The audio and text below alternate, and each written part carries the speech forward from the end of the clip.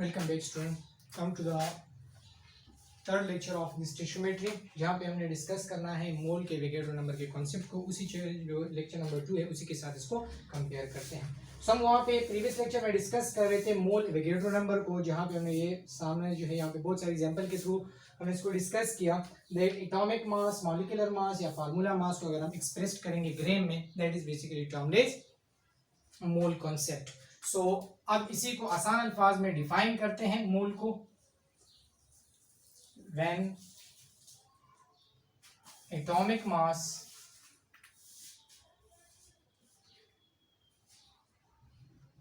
molecular mass or formula mass expressed in gram is called 1 mole. Yeah, this is called as mole. ये क्या कहलाएगा? Mole कहलाएगा। This is the definition for mole. ठीक हुआ। अब अगर इसको रिप्रेजेंट करेंगे, so remember that it can be represented by MOL. It can be represented by MOL. This is called as one mole concept. ठीक हो। अब क्वेश्चन मार्क ये था कि हम कैसे ये कह सकते हैं कि अगर हम लोगों ने हाइड्रोजन को लिया है 1 ग्राम या 1 हाइड्रोजन, या मैंने लिया हुआ है वाटर को, या मैंने लिया हुआ है H2SO4 को, ये 3 एग्जाम्पल मैं ले रहा हूं।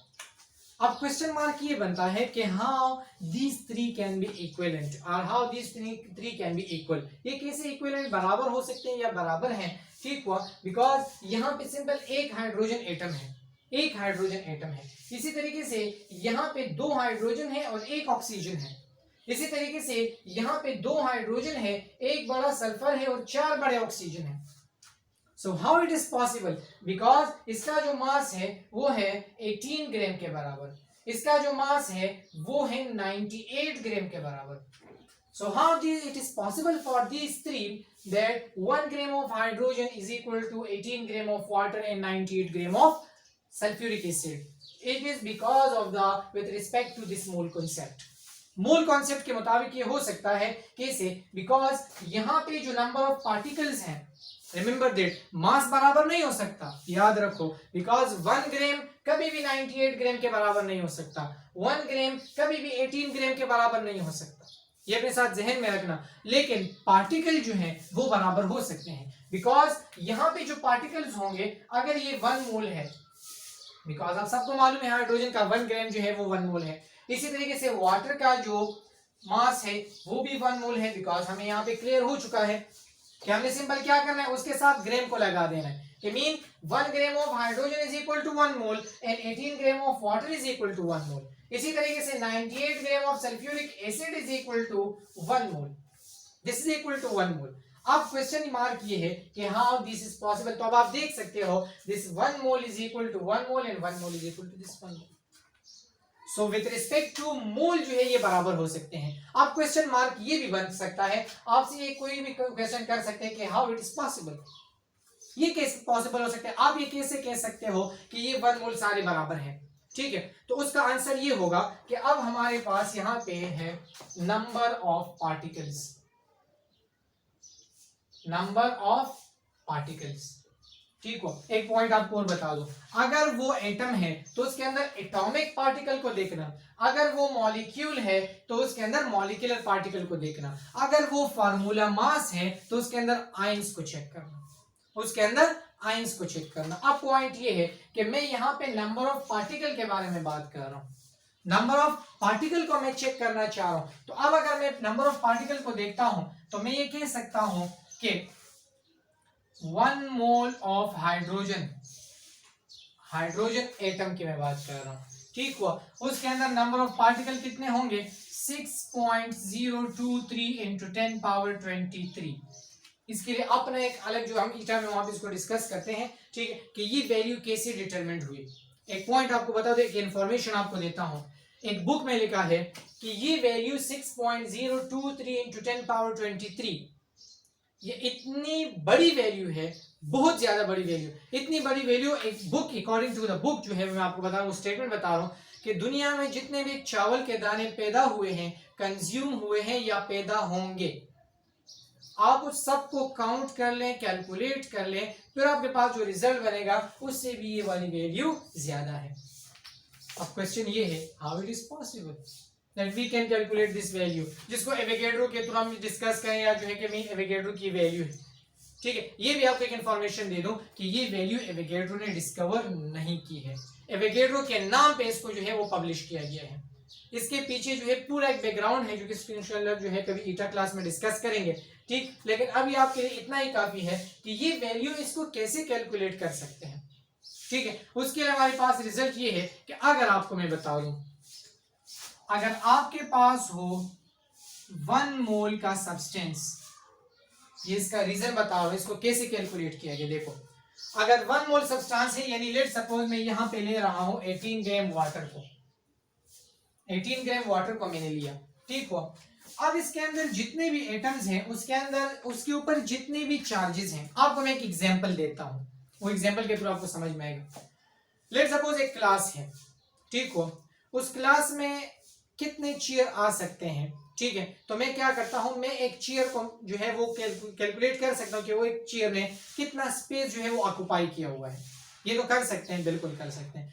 तो अब अगर वो एक चेयर जितनी स्पेस को ऑक्युपाई कर सकता है, और मुझे पता है कि इस क्लास के लिए टोटल एरिया कितना है, ठीक हुआ, तो मैं क्या कर सकता हूं, मैं अब यहां पे कैलकुलेशन कर सकता हूं कि अगर एक चेयर इतना स्पेस कैलकुलेट कर सकता है और टोटल क्लास का स्पेस इतना है, तो यहां पे कितने चेयर आ सकते हैं। समझ में आ गई बात। इसी तरीके से ये थ्योरेटिकली इसको कैलकुलेट किया गया है कि मीन अगर हमारे पास 1 मोल सब्सटेंस है, उसमें एक एटम के ऊपर कितना चार्ज है, मैं वर्ड यूज कर रहा हूं चार्ज, कि एक एटम के ऊपर कितना चार्ज है, ठीक हुआ। तो अगर एक एटम के ऊपर जितना चार्ज होगा, तो 1 मोल के ऊपर उतना ही चार्ज होगा। 1 मोल के ऊपर कितना चार्ज, अगर मैं इलेक्ट्रॉन को लेता हूं इसी तरीके से, तो आप लोगों ने कॉन्सेप्ट पढ़ा होगा या पढ़ेंगे आगे जो है इलेक्ट्रोकेमिस्ट्री में, फेराडे का कॉन्सेप्ट, फेराडेज कॉन्सेप्ट। डिटेल में ज्यादा नहीं जा रहा है, बिकॉज फिर आपके लिए जो है अभी वैसे भी ये स्टार्ट लेक्चर्स हैं, इसी वजह से ज्यादा डिटेल में नहीं जा रहा, लेकिन आपके लिए थोड़ा सा इसको वो क्लियर करवाने जा रहा हूं। फेराडे का एक कॉन्सेप्ट है, और फेराडे के 2 लॉज हैं, Faraday first law of electrolysis and Faraday second law of electrolysis, ठीक हुआ। वहां पे आप लोग एक टर्म पढ़ते हो, Faraday constant F, Faraday constant F, ठीक हुआ। और इस फेराडे कांस्टेंट की जो वैल्यू है वो है 96,500 कूलम, 96,500 कूलम, ठीक हुआ। अब जब 96,500 coulomb is equal to 1 Faraday, ठीक हुआ, तो ये चार्ज कितना है, जैसे coulomb is basically unit of charge. तो अब ये कितना चार्ज है, रिमेंबर दैट ये तब हर जगह पे होगा अगर आपके पास हो 1 मोल का सब्सटेंस, यानी 1 मोल इलेक्ट्रॉन या 1 मोल प्रोटॉन, जिसको हम लोग यहाँ पे एमसीक्यूज में फिर डिस्कस करते हैं। तो अगर 1 मोल इलेक्ट्रॉन हो या 1 मोल प्रोटॉन हो, तो उसके ऊपर चार्ज कितना होगा, 96,500 कूलम का या 1 फेराडे का। So according to the types of electrolysis, according to the Faraday laws of electrolysis, अब रिजल्ट में क्या बना कि अगर हमारे पास टोटल चार्ज इतना है 1 फेराडे का, एक इलेक्ट्रॉन के ऊपर चार्ज इतना है, कहां से पता चला, मिलिकन ऑयल ड्रॉप एक्सपेरिमेंट के थ्रू, जो आप लोग वहां पे चैप्टर नंबर 2 में डिस्कस करते हो। मिलिकन ऑयल ड्रॉप एक्सपेरिमेंट के थ्रू आपने चार्ज ऑफ एन इलेक्ट्रॉन को भी कैलकुलेट किया हुआ है। अब जब मैं वहां पे चार्ज ऑफ एन इलेक्ट्रॉन को ले रहा हूं और यहां पे फेराडे का कॉन्सेप्ट ले रहा हूं, तो मुझे पता चल सकता है कि टोटल कितना चार्ज है, ठीक है। तो अगर टोटल 1 फेराडे का चार्ज है, तो डायरेक्ट मैं कैलकुलेट कर सकता हूं कि इसमें कितने पार्टिकल्स होंगे। यस यस, तो ये याद रखो, ये इसका बैकग्राउंड है, ठीक है। मैंने ज्यादा डिटेल में आपको नहीं समझा, थोड़ा सा आपको जो है वो इसको पॉइंट आउट किया हुआ है, ताकि आपको थोड़ा सा आइडिया हो कि ये हमारे पास एक बहुत बड़ी लार्ज वैल्यू है, ठीक है, कि इतने पार्टिकल्स 1 मोल के अंदर मौजूद होंगे, इतने पार्टिकल्स 1 मोल के अंदर मौजूद होंगे, चाहे वो जो भी सब्सटेंस हो। अब अगर मैं यहाँ पे ले रहा हूं कि 1 मोल हाइड्रोजन, तो इसके अंदर नंबर ऑफ पार्टिकल कितने होंगे, 6.023 × 10⁻23। इसी तरीके से अगर मैं 1 मोल ऑफ वाटर ले रहा हूं, इसके अंदर पार्टिकल्स होंगे 6.023 × 10⁻23। इसी तरीके से यहाँ पे अगर ये 98 ग्राम है, तो 6.023 × 10⁻23 पार्टिकल्स होंगे। अब आपको नजर आ रहा है कि नंबर ऑफ पार्टिकल्स सेम है, इसी वजह से हम कहते हैं कि ये मोल के कॉन्सेप्ट में सेम है। ठीक हुआ। तो ये रिप्रेजेंटेशन जो आपके सामने आ रहा है, this type of number, this number is basically the fixed number value that is called as Avogadro's constant या Avogadro's number. This is the concept of Avogadro number. इसी तरीके से सारा सब जो है इसको कैलकुलेट किया गया है। ठीक हुआ। सो अगर आप देख लें, सो नंबर ऑफ पार्टिकल यहाँ पे भी सेम, यहाँ पे भी सेम, यहाँ पे भी सेम। एक और क्वेश्चन जो हमारे जहन में आ सकता है या कोई भी बंदा हमसे पूछ सकते हैं वो ये है कि ये बता दें कि अगर हाइड्रोजन छोटा है, ठीक हुआ, वाटर जो है उससे बड़ा है, मॉलिक्यूल है, या सल्फ्यूरिक एसिड उससे भी बड़ा है, बड़ा मॉलिक्यूल है। ठीक हुआ। अब मुझे ये बता दो कि इसके अंदर नंबर ऑफ पार्टिकल्स कितने, कैसे इक्वल हो सकते हैं। ये भी एक क्वेश्चन मार्क हो सकता है कि ये नंबर ऑफ पार्टिकल बराबर कैसे हो सकते हैं। तो उसका आंसर ये होगा, देखो कि ये है एटम, तो जो सब्सटेंस छोटा होगा उसके पार्टिकल्स भी छोटे होंगे, उसके एटम्स भी छोटे होंगे। जो सब्सटेंस, ये तो हम सब्सटेंस के बारे में बात कर रहे हैं, अगर ये एटम है तो इसके पार्टिकल एटम कहलाएंगे, अगर ये मॉलिक्यूल है तो इसके पार्टिकल्स मॉलिक्यूल कहलाएंगे। ठीक हो। तो अगर वो बड़ा मॉलिक्यूल है तो उसके पार्टिकल्स भी बड़े होंगे, अगर वो बहुत बड़ा मॉलिक्यूल है तो उसके पार्टिकल्स भी बहुत बड़े होंगे। और according to mole concept, according to Avogadro concept, ये नंबर ऑफ पार्टिकल क्या होंगे, ये हमेशा के लिए बराबर होंगे। कितने होंगे, यही वैल्यू है 6.023 into 10 power 23 and it is represented by the symbol capital N having capital A just like this one. This is the representation for Avogadro's number. Clear हुआ। अब इसको कॉपी कर लें। आई होप आपको थोड़ा बहुत इसलिए जो है समझ में आ चुका होगा। चलिए,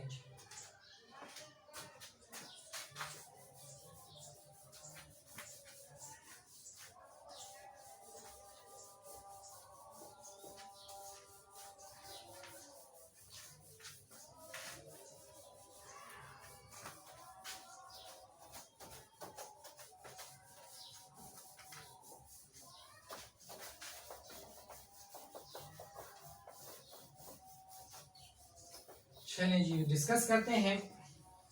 आगे हमारे पास है एटॉमिक मास यूनिट के हवाले से, ताकि ये चीज भी आपको समझ में आ जाए। ये इसके कुछ एग्जांपल आपको मैं बता रहा हूँ। लेट सपोज द एग्जांपल आपको मैं इस किस्म का बता रहा हूँ, मोल, या एक टर्म इसको यहाँ पे डिस्कस करते हैं, टॉपिक के थ्रू ही इसमें डिस्कस हो जाएगा। केमिकल कैलकुलेशन टॉपिक नंबर 2 है आप लोगों के कोर्स का, केमिकल कैलकुलेशन। डिटेल बहुत ज्यादा है इसमें भी, और भी डिटेल में जा सकते हैं, लेकिन आपके लिए ज्यादा जो है वो नहीं है, बस इतना ही आपके लिए काफी है। केमिकल कैलकुलेशन, याद रखो मैंने आपको स्टार्ट में समझाया था कि जनरली हम लोग दो वर्ड यूज करते हैं, chemical calculation and chemical conversion. अलग अलग टॉपिक है आपके कोर्स में। ठीक हो। अब मैं यहाँ पे डिस्कस कर रहा हूँ कि केमिकल कैलकुलेशन है क्या। केमिकल कैलकुलेशन है क्या, आप लोगों ने इससे पहले डिस्कस किया है definition of stoichiometry में, that the branch of chemistry in which we discussed or in which we analyze or in which we calculate the chemical on the basis of balanced chemical equation। पढ़ा है आप सबने। ठीक हो। लेकिन याद रखो, अगर वहां पे हमारे पास केमिकल कैलकुलेशन के लिए बैलेंस केमिकल इक्वेशन ना भी हो, ना भी गिवन हो, तब भी आप कर सकते हो। लेकिन जब आप लोग केमिकल कन्वर्जन करोगे, जो आगे टॉपिक में आपको समझाऊंगा, अभी सब इसको जहन में रखना, वहां पे एक्सप्लेन करता हूं। अगर केमिकल कन्वर्जन है तो केमिकल कन्वर्जन में मस्ट आपके पास क्या होना चाहिए, बैलेंस्ड केमिकल इक्वेशन होना चाहिए। अब यहां पे मैं कर रहा हूं केमिकल कैलकुलेशन को। जनरली हमारे पास कितने किस्म के टाइप्स ऑफ केमिकल कैलकुलेशन हो सकते हैं। सो types of chemical calculations, the one is called is mole mass calculation, mole mass calculation. The second one is mole particle calculation। ठीक हो। And the third one is mole volume calculation. याद रखें आपके course में generally आप लोगों ने class 9 में भी इसको डिस्कस किया हुआ है, ठीक है। आपको जनरली जो नजर आते हैं वो दो किस्म के केमिकल कैलकुलेशन होते हैं, मोल मास कैलकुलेशन या मोल पार्टिकल कैलकुलेशन। लेकिन अभी से मैं आपको बता रहा हूँ हमारे पास जितने भी केमिकल कैलकुलेशन है वो तीन किस्म के हैं, mole mass calculation, mole particle calculation and mole volume calculation. Mole volume calculation इसको कैसे करेंगे एक्सप्लेन करेंगे, तो आप इन सब के लिए फॉर्मूला जो है वो जहन में रखना। इसके लिए जो फॉर्मूला है, number of moles is equal to mass divided by molar mass. ये इसके लिए फॉर्मूला बना, number of moles is equal to mass divided by molar mass. इसी तरीके से अगर मैं यहाँ पे मोल पार्टिकल के लिए डिस्कस करता हूँ तो उसके लिए याद रखो नंबर ऑफ मोल के लिए डायरेक्ट मैं लिखता हूँ n, number of moles is equal to number of particles divided by Avogadro's number, divided by Avogadro's number. This is the mole particle calculation. और अगर मैं यहाँ पे मोल वॉल्यूम के लिए कैलकुलेशन करता हूं तो उसके लिए है number of moles n is equal to volume divided by molar volume. These are the formulas, ये अपने साथ जहन में रखना, आपके काम आएंगे, ठीक। अब यहाँ पे मैं डिस्कस करने जा रहा हूँ, इसी में से इसके ऊपर बहुत सारे एग्जांपल यहाँ पे इसको ट्राई करेंगे, ठीक हुआ। लेकिन याद रखो number of mole is equal to mass divide by molar mass, number of mole is equal to number of particles divide by Avogadro's number and number of mole is equal to volume divide by molar volume, ठीक हुआ। Avogadro number की value जो है वो fixed है, उसके साथ यहाँ पे डायरेक्ट भी कर सकते हो 6.023 into 10 power 23, जिस तरह मैंने आपको इससे पहले समझा दिया एवोगैड्रोस नंबर की वैल्यू। मोलर वॉल्यूम की भी वैल्यू फिक्स्ड है अकॉर्डिंग टू एवोगैड्रोस लॉ, और वो है 22.4 लीटर भी लिख सकते हो या 22.4 डेसीमीटर क्यूब भी लिख सकते हो, कोई फर्क नहीं पड़ता। अगर एमसीक्यू में कैलकुलेशन में लीटर गिवन हो या डेसीमीटर क्यूब गिवन हो कोई फर्क इससे नहीं पड़ता, लेकिन जो हम ईटा में करते हैं वहां पे ज्यादा से ज्यादा सीएम क्यूब गिवन होता है, तो वो फर्दर जो है आपको कन्वर्जन समझा दूंगा कैसे होगा ईटा क्लास में। देखो यहाँ पे है 22.4 लीटर 22.4 डेसीमीटर क्यूब। लेकिन एक बात और इसका ख्याल रखें कि ये जो हमें पता चला है इस वैल्यू का, this is according to the formula और the law that is called is Avogadro's law. Avogadro का ये लॉ है, ठीक हुआ, जिसके थ्रू हम लोग यहाँ पे इसको डिस्कस करते हैं। ये भी याद रखो गैसेस के लिए हमारे पास जो है जनरली आइडियल गैसेस के लिए 4 लॉज मौजूद हैं। कौन कौन से हैं? आइडियल गैस लॉ हम उसको नाम देते हैं बॉयल्स लॉ है, आगे चैप्टर नंबर 4 में इसको डिस्कस करेंगे। बॉयल्स लॉ है, चार्ल्स लॉ है, एवोगैड्रोस लॉ है, और एक और लॉ है जो आपके कोर्स में नहीं है डिस्कस, ऑलरेडी हम इसको डिस्कस करते हैं, that is called as Lussac's law. Lussac's law भी जो है साथ इंशाल्लाह आपको मैं समझा दूंगा कि वो क्या है, लेकिन अभी मैं यहाँ पे बता रहा हूँ एवोगैड्रोस लॉ। एवोगैड्रो लॉ के मुताबिक क्या है कि अगर हमारे पास कंडीशन हो, याद रखो कंडीशन लगाते हैं, कंडीशन हो स्टैंडर्ड। अब इसमें भी डिटेल में बात हो सकती है, what is the difference between standard, normal and room condition. बाज़ औक़ात स्टैंडर्ड काम वर्ड यूज करते हैं, बाज़ औक़ात नॉर्मल काम वर्ड यूज करते हैं, बाज़ औक़ात रूम टेम्परेचर काम या जो है रूम कंडीशन काम लोग वर्ड यूज करते हैं, ठीक हुआ। लेकिन अभी आपको मैं सिर्फ इतना बता रहा हूं दैट स्टैंडर्ड का वर्ड मैं यहाँ पे यूज कर रहा हूं। स्टैंडर्ड टेम्परेचर भी हो सकता है और स्टैंडर्ड प्रेशर भी हो सकता है, ठीक हो। So according to Avogadro law के मुताबिक ये है कि अगर टेम्परेचर स्टैंडर्ड हो, स्टैंडर्ड टेम्परेचर कितना होगा? स्टैंडर्ड टेम्परेचर होगा जनाब 0 डिग्री सेल्सियस का। अगर टेम्परेचर हो 0 डिग्री सेल्सियस और अगर प्रेशर हो 1 atm का, 1 एटमॉस्फेरिक प्रेशर हो, ठीक हो। बाज़ औक़ात आपसे रूम कंडीशन के बाद रूम टेम्परेचर पूछते हैं, याद रखो स्टैंडर्ड टेम्परेचर कितना है? 0 डिग्री सेल्सियस का। कितना होगा? 0 डिग्री सेल्सियस का। लेकिन अगर आपको कहीं पे ये बता दिया जाए, ये बता दो कि रूम टेम्परेचर कितना है, चलिए वो भी यहाँ पे बता देता हूँ आपको थोड़ा सा। रूम टेम्परेचर, उसके लिए आसान सा फॉर्मूला बताता हूँ, वो ये है 23 ± 2। 23 प्लस माइनस 2। सो मकसद ये है 23 के साथ 2 को प्लस करें, कितना बना 25, और 23 से 2 को माइनस करने कितना बना 21। सो याद रखें 21 डिग्री सेल्सियस से लेके 25 डिग्री सेल्सियस तक ये क्या है, ये रूम टेम्परेचर है, ये नॉर्मल टेम्परेचर भी इसको कहते हैं। और ये जो 0 डिग्री सेल्सियस है तो ये क्या है, ये स्टैंडर्ड टेम्परेचर। अक्सर स्टूडेंट इन दोनों को मिक्स कर जाते हैं, स्टैंडर्ड कंडीशन को और रूम कंडीशन को। तो आपको यहाँ पे वैल्यू से नजर आ रहा है कि हाँ 0 degree Celsius can be equal to this 25 degree Celsius, कभी भी बराबर नहीं हो सकता, जिसकी वजह से आपके पास रिजल्ट क्या होगा, टेम्परेचर स्टैंडर्ड ये है और रूम कंडीशन ये है। नॉर्मल कौन सा है तो वो डिपेंड करेगा, फिर वहां पे गैसेस के चैप्टर में चैप्टर नंबर 4 में समझाऊंगा, बाजों का ये भी होगा नॉर्मल, बाजों का ये भी होगा नॉर्मल। अब इसे जहन में रखना, जनरली 3 वर्ड यूज करेंगे, normal condition, standard condition and room condition. ठीक हो, अब यहाँ आ जाओ।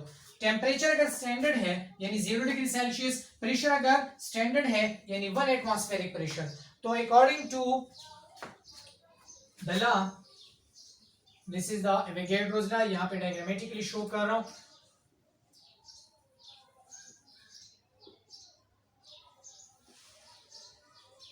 एवोगैड्रोस लॉ, अगर ये हमारे पास उस किस्म का कंडीशन, ठीक, तो ये होगा वॉल्यूम। वॉल्यूम कितना होगा, अगर आपके पास हो मोलर वॉल्यूम।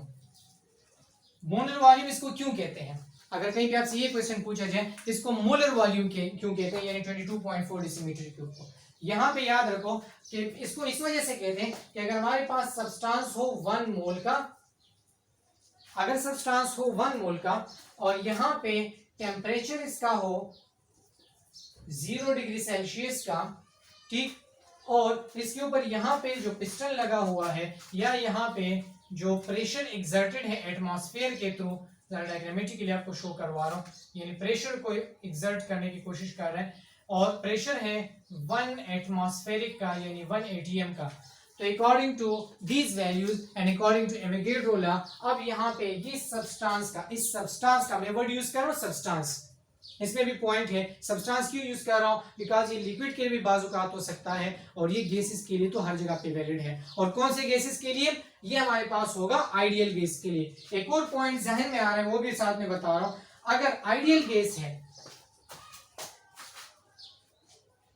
अगर आइडियल गैस है उसके लिए मोलर वॉल्यूम की value according to this law कितनी होगी, 22.4 लीटर या डेसीमीटर क्यूब। ये आइडियल गैस के लिए वैल्यू है, बिकॉज ये जो लॉ है ये आइडियल गैसेस के लिए वैलिड है, अपने साथ नोट करें।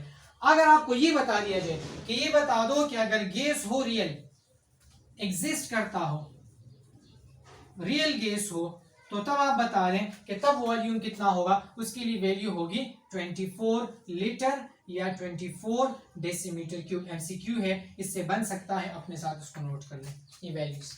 ठीक हुआ, अगर हमारे पास रिजल्ट क्या हो, यहाँ पे आइडियल गैस है सो 22.4 डेसीमीटर का या लीटर का होगा, और अगर जो है वो रियल गैस है सो 24 लीटर का या 24 डेसीमीटर क्यूब की वैल्यू यहाँ पे रिजल्ट में हमारे पास होगी। ठीक हुआ, तो ये तीनों हमारे पास क्या है, वो केमिकल कैलकुलेशन के टाइप्स हैं, mole mass calculation, mole particle calculation, mole volume calculation. Mole mass calculation के लिए जो फॉर्मूला है, number of moles is equal to mass divide by molar mass, number of moles is equal to number of particle divide by Avogadro's number, and number of moles is equal to volume divided by molar volume की value. ठीक हुआ, next lecture में जो हमारे पास यहाँ पे था lecture number 3, next lecture number 4 में इसी के एग्जाम्पल ट्राई करेंगे, इस फार्मूले के ऊपर भी, first calculation, second calculation and third calculation, और फिर जो है आगे इंशाल्लाह जो नेक्स्ट टॉपिक होगा उसकी तरफ आगे बढ़ेंगे। थैंक यू वेरी मच, इसको कॉपी कर लें, कोई भी मुश्किल होगा आप मुझसे जो है वो ऑनलाइन भी पूछ सकते हैं या मुझे कॉल वगैरह भी कर सकते हैं। Thank you.